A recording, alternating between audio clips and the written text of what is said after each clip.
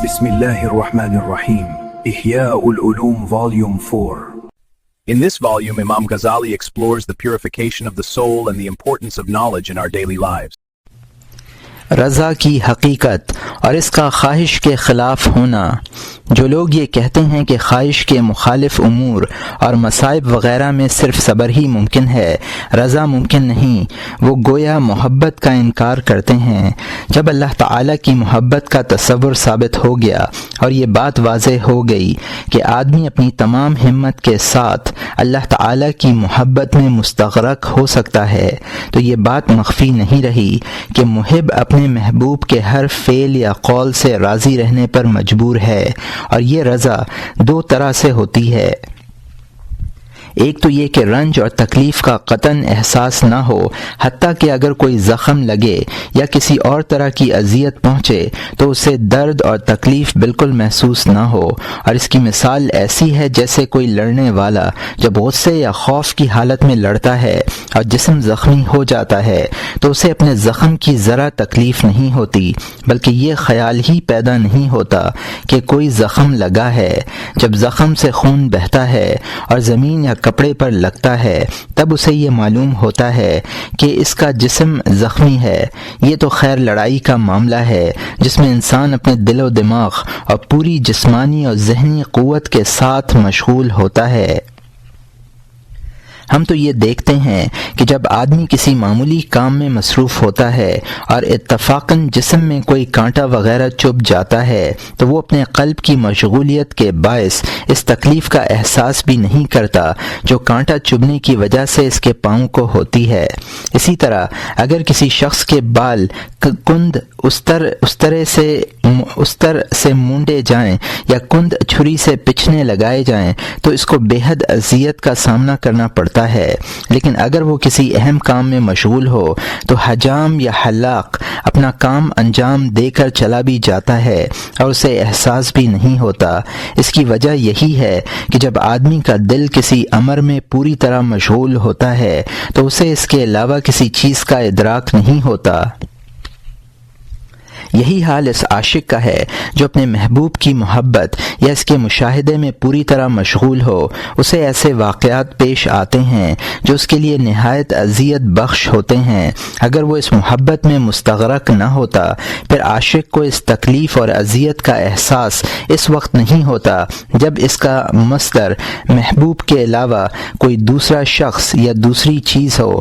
اس سے اندازہ کیا جا سکتا ہے کہ اگر محبوب اپنے عاشق کو خود کوئی تکلیف پہنچائے یا کسی اذیت میں مبتلا کرے تو اسے کیسے احساس ہو سکتا ہے۔ محبت و عشق میں قلب کی مشغولیت بڑی اہم مشغولیت ہے۔ جب معمولی محبتوں میں معمولی درد کا احساس نہیں ہوتا تو بڑی محبت میں بڑے درد کا احساس کیوں ہونے لگا؟ جس طرح درد کی زیادتی ممکن ہے اسی طرح محبت کی زیادتی بھی ممکن ہے، اور جس طرح حادثہ بصر سے محسوس ہونے والی خوبصورتی کی محبت قوی ہوتی ہے اسی طرح وہ محبت بھی قوی ہوتی ہے جو بصیرت کے ذریعے باطن کی خوبصورتی کے مشاہدے کے نتیجے میں پیدا ہوتی ہے۔ جہاں تک باطنی صورتوں کے حسن کا تعلق ہے ان میں اللہ تعالیٰ کا جمال و جلال ایسا ہے کہ اس پر کسی اور جمال یا جلال کو قیاس نہیں کیا جا سکتا۔ جس شخص پر اس جلال و جمال کا کچھ حصہ منکشف ہو جاتا ہے وہ اپنے ہوش و حواس کھو دیتا ہے اور کچھ ایسا مدہوش ہوتا ہے کہ اپنی کسی کیفیت کا احساس نہیں کرتا۔ روایت ہے کہ فتح موصلی کی بیوی ٹھوکر کھا کر گر پڑیں، ٹھوکر لگنے سے ان کے انگوٹھے کا ناخن اکھڑ گیا، وہ ہنسنے لگیں۔ لوگوں نے عرض کیا آپ کو تکلیف نہیں ہو رہی ہے؟ فرمایا اس کے ثواب کی لذت نے درد کی تکلیف کا احساس مٹا دیا ہے۔ حضرت سہل تستری رحمۃ اللہ علیہ دوسروں کا علاج کیا کرتے تھے، انہوں نے اپنا علاج کبھی نہیں کیا۔ ان سے اس کے متعلق پوچھا گیا تو انہوں نے جواب دیا اے دوست، محبوب کی مار میں تکلیف نہیں ہوتی۔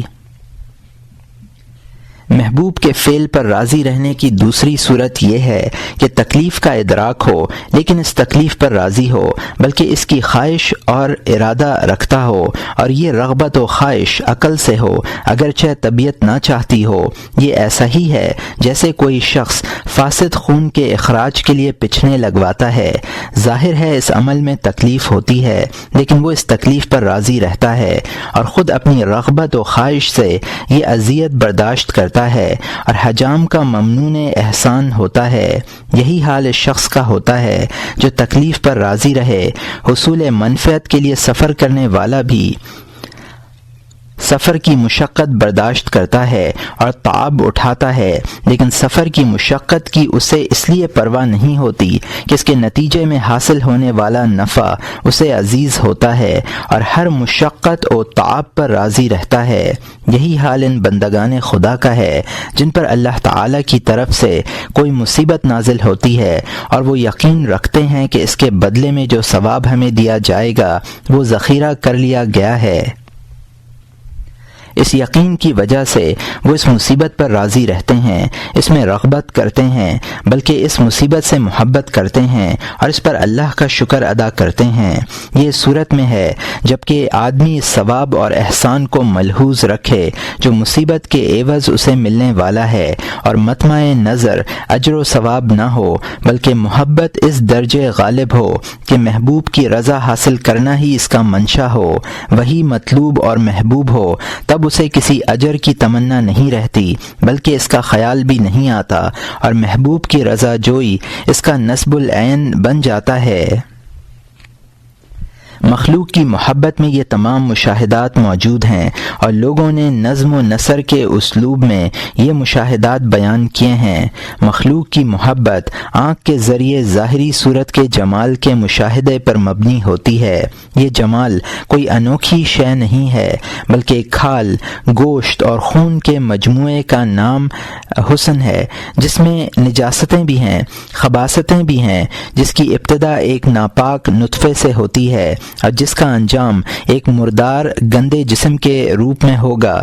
یہ شخص جسے تم صاحب حسن کہتے ہو اپنے پیٹ میں غلاظت اٹھائے پھرتا ہے، اور اگر مدرک کو دیکھا جائے تو وہ ایک خسیس آنکھ ہے جو دیکھنے میں اکثر غلطی کرتی ہے، چھوٹے کو بڑا دیکھتی ہے اور بڑے کو چھوٹا، دور کو نزدیک اور بدصورت کو خوبصورت۔ جب اس ظاہری فانی اور بے حقیقت حسن میں محبت کے غلبے کا عالم یہ ہے تو ازلی اور ابدی جمال کی محبت میں یہ صورت کیسے محال ہو سکتی ہے جس کے کمال کی کوئی انتہا نہیں ہے اور جس کا ادراک چشم بصیرت سے کیا جا سکتا ہے، جو غلطی نہیں کرتی، نہ موت کے ساتھ مرتی ہے بلکہ موت کے بعد بھی اللہ تعالی کے یہاں زندہ رہتی ہے اور اس کے رزق سے فرحت حاصل کرتی ہے اور موت سے مزید تنبیہ اور کشف پاتی ہے۔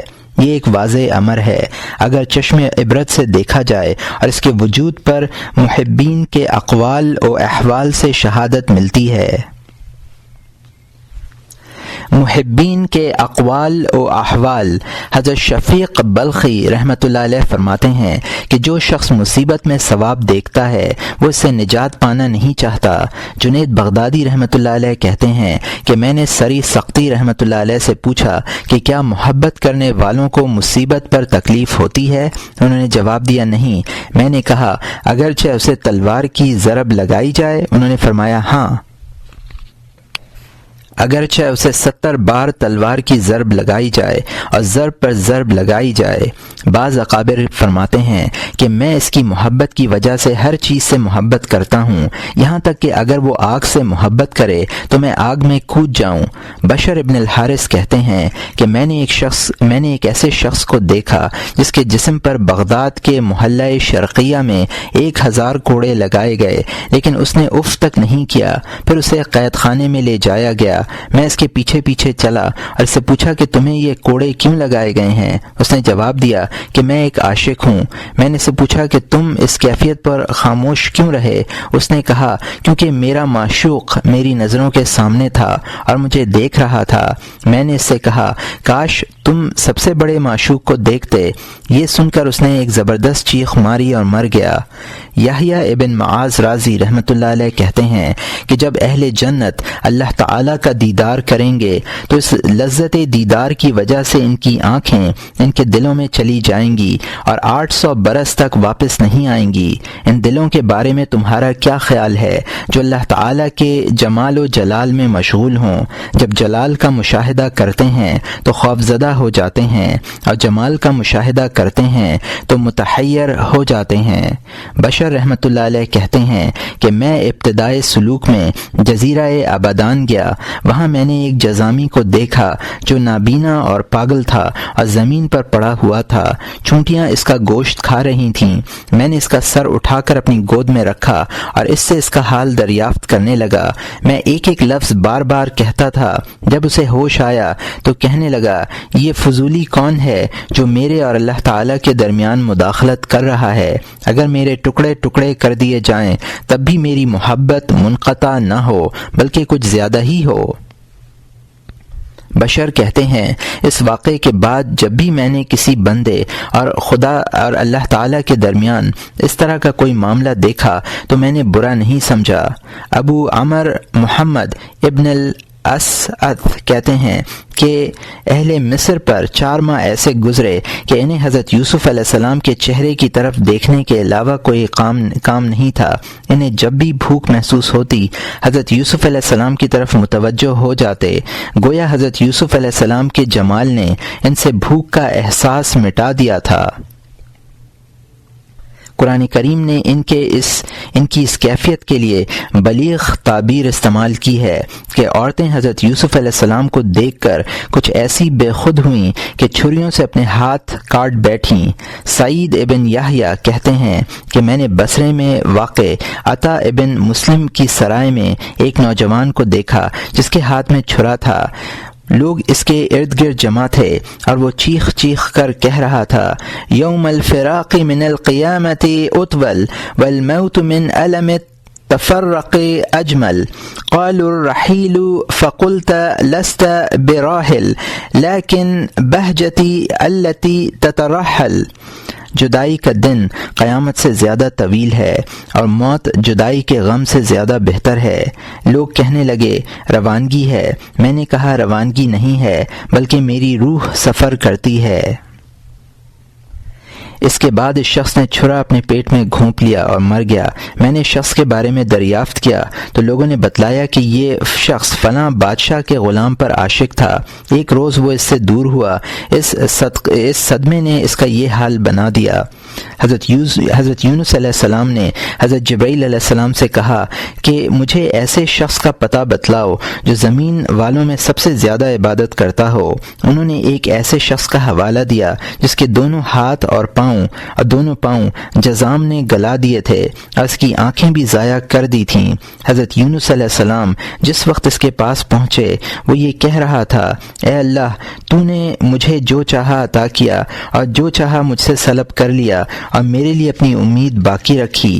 اے احسان کرنے والے اور مقصد پر لانے والے۔ روایت ہے کہ حضرت عبداللہ ابن عمر رضی اللہ عنہ کے ایک صاحبزادے سخت بیمار ہوئے۔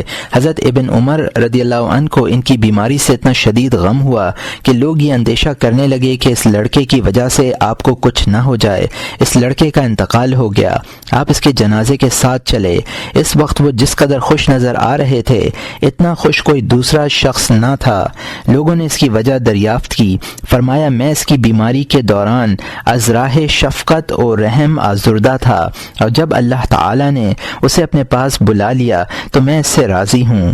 حضرت مسروق رحمۃ اللہ علیہ فرماتے ہیں کہ جنت میں ایک شخص کے پاس 3 جانور تھے، کتا، گدھا اور مرغا۔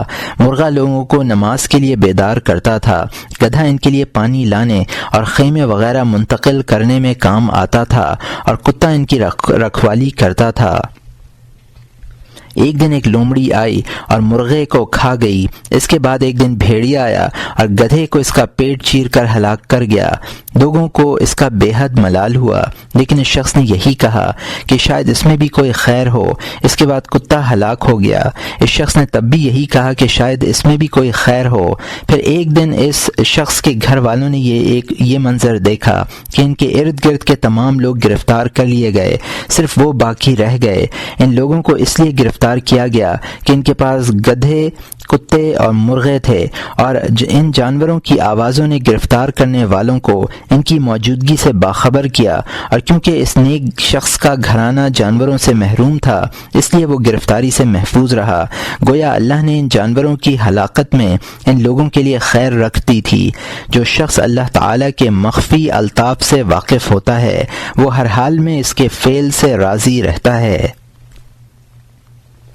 روایت ہے کہ حضرت عیسیٰ علیہ السلام ایک ایسے شخص کے پاس سے گزرے جو آنکھوں سے محروم تھا، برس زدہ تھا، جس کے دونوں پہلو فالج کے حملے سے بیکار ہو چکے تھے اور جزام کی وجہ سے اس کا گوشت کٹ کٹ کر گر رہا تھا، اور وہ شخص ان تمام مصائب و آلام کے باوجود یہ کہہ رہا تھا، تمام تعریفیں اللہ کے لیے ہیں جس نے مجھے ان بہت سے مصائب سے عافیت بخشی جن میں اس کی بے شمار مخلوق مبتلا ہیں۔ حضرت عیسیٰ علیہ السلام نے اس شخص سے دریافت کیا، تیرے خیال میں کون سی مصیبت ایسی ہے جو تیرے پاس نہیں ہے؟ اس شخص نے کہا، اے روح خدا، میں ان لوگوں سے بہتر ہوں جن کے دلوں میں اللہ تعالیٰ نے وہ معرفت نہیں رکھی جو میرے دل میں رکھی ہے۔ حضرت عیسیٰ علیہ السلام نے فرمایا، تو سچ کہتا ہے، اپنا ہاتھ بڑھا۔ اس شخص نے اپنا ہاتھ ان کے ہاتھ میں دیا۔ اچانک وہ ایک خوبرو شخص بن گیا، اس کی شخصیت نکھر گئی، اور جن بیماریوں میں وہ مبتلا تھا اللہ تعالیٰ نے اپنے فضل سے ان تمام بیماریوں سے شفا عطا فرمائی۔ اس واقعے کے بعد وہ شخص حضرت عیسیٰ علیہ السلام کے ہمراہ رہا اور انہی کے ساتھ عبادت خدا میں مصروف رہا۔ حضرت عروہ ابن زبیر نے اپنا پاؤں گھٹنے تک کٹوا دیا تھا کیونکہ ان کا ایک زخم سڑ گیا تھا جس کی وجہ سے پاؤں گل رہا تھا۔ اس کے باوجود انہوں نے کہا، تمام تعریفیں اللہ کے لیے ہیں جس نے مجھ سے میرا ایک پاؤں لے لیا۔ تیری ذات کی قسم ہے کہ اگر تو نے لے لیا تو تو نے ہی عطا کیا تھا، اگر تو نے بیمار کیا تو تو نے ہی عافیت دی تھی۔ وہ تمام رات یہی ورد کرتے رہے۔ حضرت عبداللہ ابن مسعود رضی اللہ عنہ فرماتے ہیں کہ فقر و غنا دو سواریاں ہیں، مجھے یہ پرواہ نہیں کہ میں ان میں سے کس سواری پر سوار ہوں گا۔ اگر فقر پر سواری کروں گا تو اس میں صبر ہے، اور اگر غنا پر سواری کروں گا تو اس میں اللہ کی راہ میں خرچ کرنا ہے۔ ابو سلیمان دارانی کہتے ہیں کہ میں نے ہر مقام سے ایک کیفیت حاصل کی ہے سوائے مقام رضا کے۔ اس مقام میں سے مجھے صرف ہوا میں پھیلی ہوئی خوشبو ہی ملی ہے۔ اب اگر اللہ تعالیٰ اس جرم میں مجھے دوزخ میں اور تمام مخلوق کو جنت میں داخل کر دے تو میں اس پر راضی ہوں۔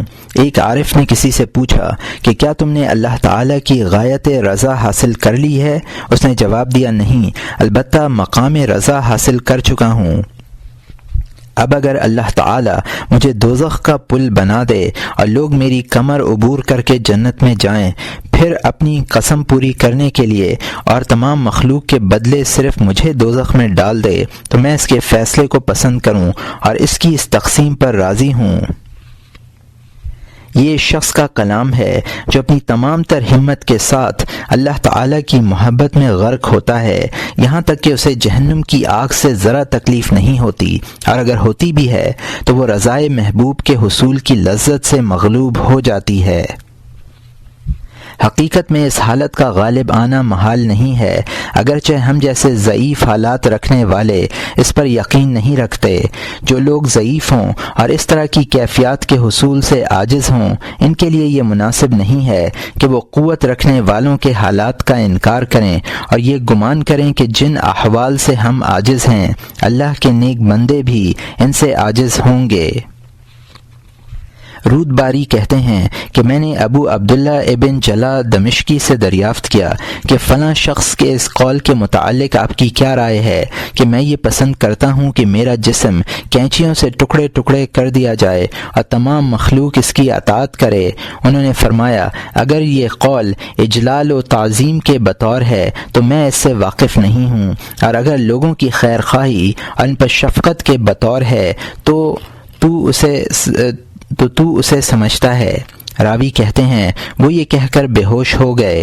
عمران ابن الحسین رضی اللہ عنہ استسقاء کے مرض میں مبتلا تھے اور 30 برس تک بستر پر پڑے رہے، نہ اٹھ سکتے تھے اور نہ بیٹھ سکتے تھے۔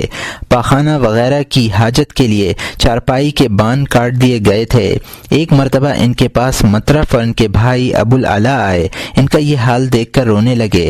حضرت عمران ابن الحسین رضی اللہ عنہ نے فرمایا کیوں روتے ہو؟ انہوں نے عرض کیا میں آپ کو اس زبردست مرض میں گرفتار دیکھ کر روتا ہوں۔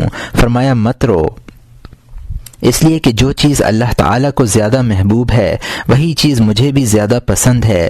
اس کے بعد فرمایا میں تم سے ایک بات کہتا ہوں، شاید تمہیں کچھ نفع ہو، لیکن تم میرے مرنے تک یہ بات کسی پر ظاہر مت کرنا، اور وہ بات یہ ہے کہ فرشتے میری زیارت کرتے ہیں، میں ان سے انس حاصل کرتا ہوں، وہ مجھے سلام کرتے ہیں اور میں ان کے سلام کی آواز سنتا ہوں۔ اس سے میں یہ سمجھتا ہوں کہ یہ مصیبت سزا کے طور پر نہیں ہے بلکہ اس عظیم نعمت کے باعث ہے جو مجھے عطا کی گئی ہے۔ جس شخص کا مصائب میں یہ حال ہو وہ کیسے اس پر راضی نہیں ہوگا؟ راوی کہتے ہیں کہ ہم سوید ابن متعبہ کی خدمت میں حاضر ہوئے اور دیکھا کہ ایک جگہ لپٹا ہوا کپڑا پڑا ہوا ہے۔ ہمیں گمان ہوا کہ شاید اس کپڑے کے نیچے کچھ نہیں ہے۔ ان کے چہرے سے کپڑا اٹھایا گیا اور زوجہ محترمہ نے عرض کیا ہم آپ پر قربان ہوں، آپ کو کیا کھلائیں اور کیا پلائیں؟ انہوں نے فرمایا کہ لیٹے لیٹے کمر دکھنے لگی ہے اور سرین چھل گئی ہے اور ایک مدت سے کھانا پینا ترک کرنے کی وجہ سے لاغر ہو گیا ہوں، لیکن مجھے یہ پسند نہیں کہ میں اپنی اس حالت میں ذرا سی بھی کمی کروں۔ جب حضرت سعد ابن ابی وقاص رضی اللہ عنہ مکہ مکرمہ تشریف لائے تو آپ کے آنکھوں کی بینائی باقی نہیں تھی۔ لوگ ان کے آنے کی خبر سن کر دوڑے آتے تھے اور ہر شخص ان سے اپنے لیے دعا کی درخواست کرتا تھا۔ آپ ہر شخص کے لیے دعا کرتے تھے اور دعائیں قبولیت سے بھی سرفراز ہوتی تھیں کیونکہ مستجاب الدعوات تھے۔ عبداللہ ابن صائب رحمۃ اللہ علیہ فرماتے ہیں کہ میں اس وقت نوعمر تھا، آپ کی شہرت سن کر خدمت میں حاضر ہوا اور اپنا تعارف کرایا۔ آپ نے مجھے پہچان لیا اور فرمایا تو مکہ والوں کا قاری ہے؟ میں نے کہا جی ہاں۔ اس کے بعد کچھ اور گفتگو ہوئی، آخر میں نے ان سے عرض کیا محترم آپ لوگوں کے لیے دعائیں کرتے ہیں، اپنے لیے بھی تو دعا کیجیے تاکہ اللہ تعالیٰ آپ کو دوبارہ بینائی عطا فرمائے۔ آپ میری بات سن کر مسکرائے اور فرمایا بیٹے اللہ تعالیٰ کا فیصلہ میرے نزدیک بینائی سے بہتر ہے۔ ایک صوفی کا بچہ گم ہو گیا اور 3 دن تک اس کی کوئی خبر نہیں ملی۔ ان سے کہا کہ آپ اپنے بچے کی واپسی کے لیے خدا تعالیٰ سے دعا کریں۔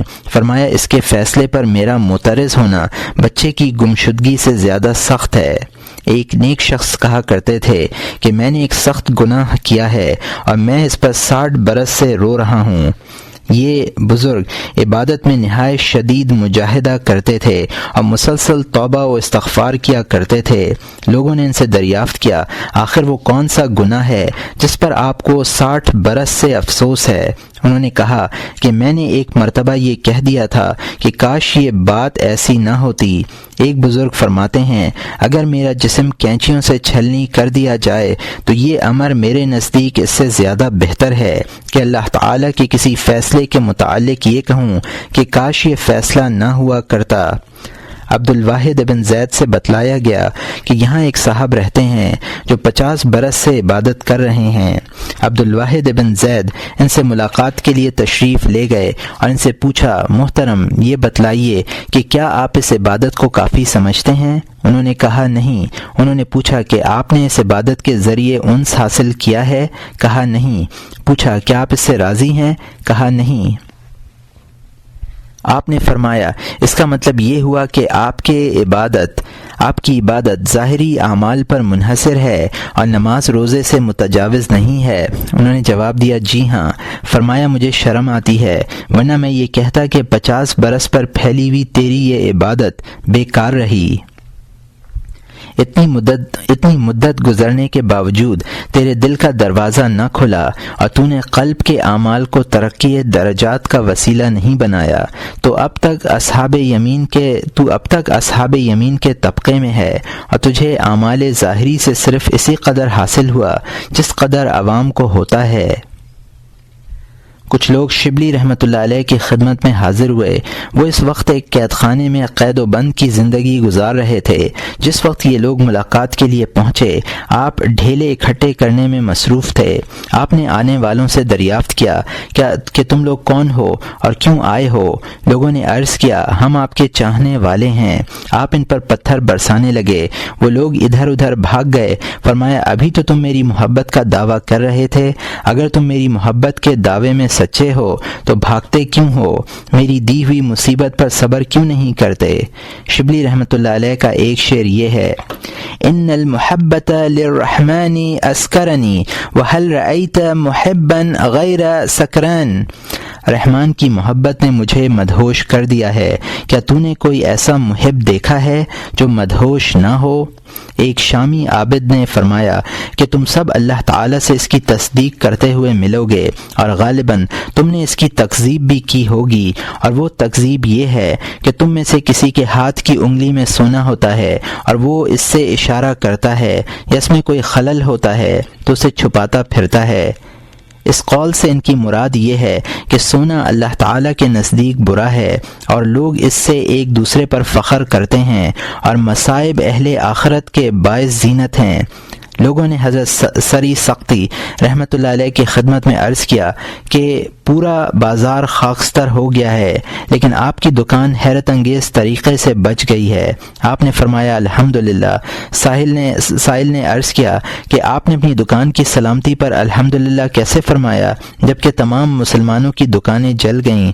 یہ سن کر آپ نے تجارت سے توبہ کی، دکان چھوڑ دی اور اس ایک کلمے کو اس قدر بڑا جانا کہ تمام عمر توبہ و استغفار میں مشغول رہے۔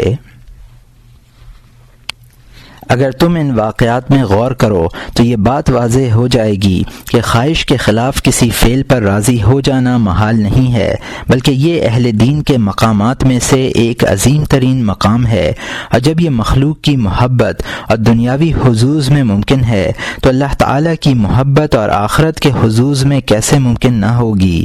اور اس امکان کی دو وجہیں ہیں۔ ایک وجہ یہ ہے کہ تکلیف پر آدمی اس امید پر راضی ہوتا ہے کہ اسے اجر و ثواب اور نفع حاصل ہوگا، جیسے آدمی شفا کی توقع میں دوا پیتا ہے، پچھنے لگواتا ہے اور فسد کھلواتا ہے۔ دوسری وجہ یہ ہے کہ آدمی تکلیف پر اس لیے راضی نہیں ہوتا کہ اس میں کوئی منفعت ہے، بلکہ اس لیے راضی ہوتا ہے کہ وہ تکلیف محبوب کی رضا، اس کی مراد اور اس کی خواہش، بعض اوقات محبت اس قدر غالب ہوتی ہے کہ محبوب کی مراد اور خواہش اس کی مراد اور خواہش بن جاتی ہے، یہاں تک کہ اس کے نزدیک لذیذ ترین عمل یہ ہوتا ہے کہ وہ اپنے محبوب کے دل کو خوشی سے ہمکنار کرے، اس کے ارادے کو نافذ کرے اور اس کی خواہش پوری کرے، اگرچہ اسے اپنی جان کو ہلاکت میں ڈالنا پڑ جائے۔ چنانچہ کسی شاعر کا یہ مصرع مشہور ہے: فما لجرح اذا ارداکم علم، اگر زخم سے تمہیں خوشی ہو تو اس میں تکلیف کہاں؟ پھر اگر زخم سے تکلیف بھی ہو تب بھی یہ ممکن ہے۔ بعض اوقات محبت اس درجہ غالب ہوتی ہے کہ تکلیف کا احساس ہی باقی نہیں رہتا۔ قیاس، تجربے اور مشاہدے سے اس کا ثبوت ملتا ہے۔ اگر کسی شخص کو یہ مقام حاصل نہیں تو اسے اس مقام کے وجود کا انکار نہ کرنا چاہیے، کیونکہ یہ اس مقام سے اس کی محرومی کی دلیل ہے، نہ کہ اس مقام کی عدم وجود کی۔ جو شخص محبت کا ذائقہ نہیں چکھتا وہ اس کے عجائب بھی نہیں دیکھ پاتا۔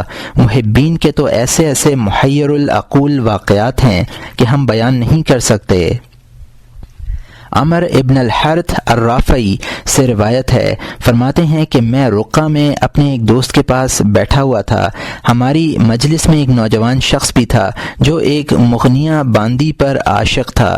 وہ مغنیہ بھی اتفاق سے مجلس میں موجود تھی اور ساز کے ساتھ اپنی آواز کے جادو جگا رہی تھی۔ اس نے یہ 2 شعر سنائے: علامت ذل الہوى علی العاشقین البکا ولا سیم عاشق اذا لم یجد المشتکا۔ عاشقین کے لیے ذلت عشق کی پہچان آہ و بکا ہے، خاص طور پر عاشق کے لیے جو اپنے لیے کوئی ایسا شخص پائے جس سے اپنے درد کا اظہار کر سکے۔ نوجوان نے اس سے کہا: بخدا یہ تو بڑے اچھے شعر کہے ہیں، کیا تو نے مجھے اجازت دی کہ میں مر جاؤں؟ اس نے کہا: اگر تو عشق میں سچا ہے تو تجھے مر جانا چاہیے۔ یہ سن کر اس نوجوان نے تکیہ پر اپنا سر رکھا، منہ اور آنکھیں بند کیں۔ تھوڑی دیر بعد ہم نے اسے ہلا کر دیکھا تو وہ شخص مر چکا تھا۔ حضرت جنید بغدادی رحمۃ اللہ علیہ کہتے ہیں، میں نے ایک شخص کو دیکھا جو ایک لڑکے کی آستین تھامے نہایت عاجزی سے باتیں کر رہا تھا اور اپنے آپ کو اس کا عاشق بتلا رہا تھا۔ اس کی تمام باتیں سن کر لڑکے نے کہا کہ تیرا یہ جھوٹ کب تک جاری رہے گا؟ عاشق نے کہا: اللہ جانتا ہے میں جو کچھ کہہ رہا ہوں سچ کہہ رہا ہوں۔ میرا حال تو یہ ہے کہ اگر تو مجھ سے مرنے کے لیے کہہ دے تو میں مر جاؤں۔ لڑکے نے کہا: اگر تو سچا ہے تو مر جا۔ وہ شخص ایک طرف کو گیا، آنکھیں بند کیں اور مر گیا۔ سمنون عاشق کہتے ہیں، ہمارے پڑوس میں ایک شخص رہتا تھا۔ اس کے پاس ایک باندی تھی جس سے اسے بے پناہ محبت تھی۔ ایک دن باندی بیمار پڑ گئی۔ وہ شخص اس کے لیے حلوہ بنا رہا تھا۔ اچانک باندی کی زبان سے نکلا آہ! یہ آواز سن کر اس کے ہوش گم ہو گئے۔ چمچہ ہاتھ سے گر پڑا اور شدت اضطراب کی وجہ سے دیگچی میں چمچے کی جگہ انگلیاں ہی ڈال دیں، یہاں تک کہ انگلیاں جل کر گر گئیں۔ باندی نے پوچھا: یہ کیا ہوا؟ کہنے لگا: یہ تیری آہ کا نتیجہ ہے۔ محمد ابن عبداللہ بغدادی سے روایت ہے، کہتے ہیں کہ میں نے بصرے میں ایک بلند پہاڑ پر ایک نوجوان کو دیکھا جو نیچے جھانک کر یہ شعر پڑھ رہا تھا: من مات عشقا فلیمت ہکذا لا خیر فی عشق بلا موتی۔ جو شخص عشق میں مرے وہ اس طرح مرے، موت کے بغیر عشق میں کوئی بہتری نہیں ہے۔ یہ شعر پڑھ کر اس نے اپنے آپ کو نیچے گرا دیا اور مر گیا۔ یہ اور اس طرح کے دوسرے واقعات سے پتہ چلتا ہے کہ مخلوق میں اس طرح کی محبت موجود ہے جسے غلبہ عشق کہہ سکتے ہیں، اور جب یہ مخلوق کے باب میں ہو سکتی ہے تو خالق کے باب میں کیوں نہیں ہو سکتی؟ جبکہ باطن کی بصیرت ظاہر کی بصارت سے زیادہ راست ہے، اور حق تعالی کا جمال ہر جمال سے اعلیٰ اور مکمل ہے، بلکہ جس قدر جمال موجود ہے وہ سب اسی کے جمال کا پرتو اور عکس ہے۔ جس طرح وہ شخص صورتوں کے حسن کا انکار کرتا ہے جس کی آنکھ نہیں ہوتی، اور وہ شخص آواز کی نغمگی پر یقین نہیں رکھتا جو کانوں سے محروم ہوتا ہے، اسی طرح وہ شخص بھی قلب کے ذریعے ادراک کیے جانے والی لذتوں کا منکر ہوگا جو قلب نہ رکھتا ہو۔ دعا رضا کے خلاف نہیں۔ یہاں یہ بحث بھی ہے کہ دعا کرنے والا مقام رضا پر فائز رہتا ہے یا نہیں، اسی طرح وہ شخص مقام رضا سے خارج ہے یا نہیں جو گناہوں کو برا سمجھتا ہو، مجرموں سے ناراض رہتا ہو اور گناہ کے اسباب کو معیوب سمجھتا ہو۔ نیز وہ شخص بھی اس مقام پر متمکن سمجھا جائے گا یا نہیں جو معروف کا حکم کرتا ہو اور منکر سے روکتا۔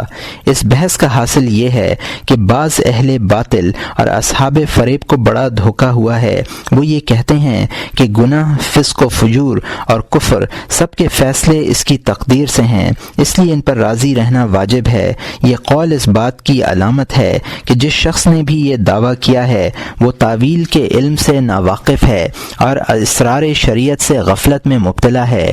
جہاں تک دعا کا سوال ہے، اسے اللہ تعالی نے ہمارے لیے عبادت قرار دیا ہے۔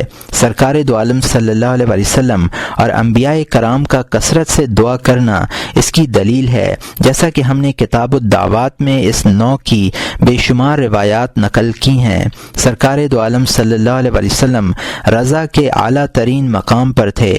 نیز اللہ تعالی نے اپنے بہت سے بندوں کی ان الفاظ میں تعریف کی ہے: یدعوننا رغبا و رہبا، اور وہ ہمیں رجا و خوف دونوں حالتوں میں پکارتے تھے۔ دوسری طرف معاصی کا انکار کرنا، انہیں برا سمجھنا اور ان پر راضی نہ رہنا بھی اللہ تعالیٰ کی عبادت کا ایک اہم پہلو ہے۔ چنانچہ جو لوگ معاصی پر راضی رہتے ہیں اللہ تعالیٰ نے ان کی مذمت اس طرح فرمائی ہے وَرَضُوا بِالْحَيَاةِ الدُّنْيَا وَاطْمَأَنُّوا بِهَا، پارہ نمبر 11 رکوع نمبر 6 آیت نمبر 7، اور دنیا کی زندگی پر راضی اور اس پر مطمئن ہوئے۔ وَرَضُوا بِأَن يَكُونُوا مَعَ الْخَوَالِفِ وَطَبَعَ اللَّهُ عَلَى قُلُوبِهِمْ، پارہ نمبر 10 رکوع نمبر 1 آیت نمبر 93، اور انہیں یہ بات اچھی لگی کہ وہ پچھلی عورتوں کے ساتھ رہ جائیں اور اللہ تعالیٰ نے ان کے دلوں پر مہر کر دی۔ ایک مشہور حدیث میں وارد ہے، فرمایا من شہد منکرن فرضی بہ فکأنہ قد فعلہ، جو شخص کسی برائی کو دیکھتا ہے اور خوش ہوتا ہے وہ ایسا ہوتا ہے گویا وہ برائی خود اس سے سرزد ہوئی ہے۔ اسی طرح کی ایک حدیث میں یہ الفاظ وارد ہیں الدال علی الشر کفاعلہ، یہ ابو منصور ویلمی کی حدیث ہے جس کو انس رضی اللہ عنہ نے روایت کیا ہے، شر کی رہنمائی کرنے والا ایسا ہے جیسے شر کا ارتکاب کرنے والا۔ حضرت عبداللہ ابن مسعود رضی اللہ عنہ سے روایت ہے کہ بندہ برائی سے دور ہوتا ہے لیکن اتنا ہی گناہ گار ہوتا ہے جتنا گناہ گار مرتکب ہوتا ہے۔ لوگوں نے عرض کیا وہ کیسے؟ فرمایا وہ اس طرح کہ جب اسے اس گناہ کی خبر پہنچے تو خوش ہو۔ ایک حدیث میں ہے کہ اگر کوئی شخص مشرق میں قتل کر دیا جائے اور مغرب میں رہنے والا دوسرا شخص اس واقعے سے خوش ہو تو وہ بھی قتل میں شریک تصور کیا جائے گا۔ اور یہاں مترجم نے حاشیے میں لکھا ہے مجھے یہ روایت ان الفاظ میں نہیں ملی، البتہ ابن عدی نے ابو ہریرہ سے قدر مختلف روایت نقل کی ہے، اور یہاں مترجم کا حاشیہ ختم ہوتا ہے۔ اللہ تعالیٰ نے خیر کے کاموں اور شر سے بچنے کے سلسلے میں حسد اور منافست کا حکم دیا ہے۔ ارشاد فرمایا فَلْيَتَنَافَسِ الْمُتَنَافِسُونَ، پارہ نمبر 30 رکوع نمبر 8 آیت نمبر 26، اور حرص کرنے والوں کو حرص کرنا چاہیے۔ سرکار دو عالم صلی اللہ علیہ وسلم ارشاد فرماتے ہیں لا حسد الا فی اثنین رجل آتاہ اللہ حکمۃ فہو يبثها في الناس ويعلمها ورجل آتاه الله مالا فسلطه على هلكته في الحق، یہ بخاری و مسلم کی حدیث ہے جس کو ابن مسعود رضی اللہ عنہ نے روایت کیا ہے۔ حسد صرف دو شخصوں پر جائز ہے، ایک وہ شخص جسے اللہ تعالیٰ نے علم و حکمت سے نوازا ہو اور وہ اسے لوگوں میں پھیلاتا ہو اور سکھلاتا ہو، اور دوسرا وہ شخص جسے اللہ نے مال دیا ہو اور اسے حق کے راستے میں ہلاکت پر مسلط کر دیا ہو۔ ایک حدیث میں یہ الفاظ ہیں وَرَجُلٌ آتَاهُ اللَّهُ الْقُرْآنَ فَهُوَ يَقُومُ بِهِ آنَاءَ اللَّيْلِ وَالنَّهَارِ فَيَقُولُ الرَّجُلُ لَوْ آتَانِيَ اللَّهُ مِثْلَ مَا آتَى هَذَا الْفَعَلْتُ مِثْلَ مَا يَفْعَلُ، یہ مسلم کی حدیث ہے جس کو ابن مسعود رضی اللہ عنہ نے روایت کیا ہے۔ اور وہ شخص جسے اللہ تعالیٰ نے قرآن کریم عطا کیا ہو اور وہ رات دن اس کی تلاوت کرتا ہو، اسے دیکھ کر کوئی شخص یہ کہے کہ اگر یہ چیز جو بندے کو عطا کی گئی ہے مجھے بھی عطا کی جاتی تو میں بھی ایسا ہی کرتا جیسے یہ کرتا ہے۔ قرآن کریم کی بے شمار آیات میں کافروں، فاجروں اور بدکاروں سے دور رہنے، ان سے بچنے اور بغض رکھنے کی تلقین کی گئی ہے۔ اس ضمن میں بعض آیات یہ ہیں لا يتخذ المؤمنون الكافرین اولیاء من دون المؤمنین، پارہ نمبر 3 رکوع نمبر 11 آیت نمبر 28، مسلمانوں کو چاہیے کہ کفار کو دوست نہ بنائیں مسلمانوں کو چھوڑ کر۔ یا ایھا الذین آمنوا لا تتخذوا اليہود والنصارى اولیاء، پارہ نمبر 6 رکوع نمبر 11 آیت نمبر 51، اے ایمان والو تم یہود و نصارہ کو دوست مت بناؤ۔ وَكَذَلِكَ نُوَلِّي بَعْضَ الظَّالِمِينَ بَعْضًا، پارہ نمبر 8 رکوع نمبر 2 آیت نمبر 129، اور اسی طرح ہم بعض کفار کو بعض کے قریب رکھیں گے۔ ایک حدیث میں ہے کہ اللہ تعالیٰ نے ہر مسلمان سے عہد لیا ہے کہ وہ ہر منافق سے بغض رکھے، اور ہر منافق سے یہ عہد لیا ہے کہ وہ ہر مومن سے بغض رکھے۔ یہاں مترجم نے حاشیے میں لکھا ہے کہ یہ روایت مجھے نہیں ملی، اور یہاں مترجم کا حاشیہ ختم ہوتا ہے۔ بعض احادیث یہ ہیں المرء مع من احب، آدمی اس کے ساتھ ہے جس سے وہ محبت کرے، اور یہاں مترجم نے حاشیے میں لکھا ہے کہ یہ روایت پہلے گزر چکی ہے، اور یہاں حاشیہ ختم ہوتا ہے۔ من احب قوما وولاهم حشر معهم یوم القیامہ، یہ طبرانی کی حدیث ہے اور ابو قرصافہ کی اور ابن عدی کی، جسے جابر رضی اللہ عنہ نے روایت کیا ہے۔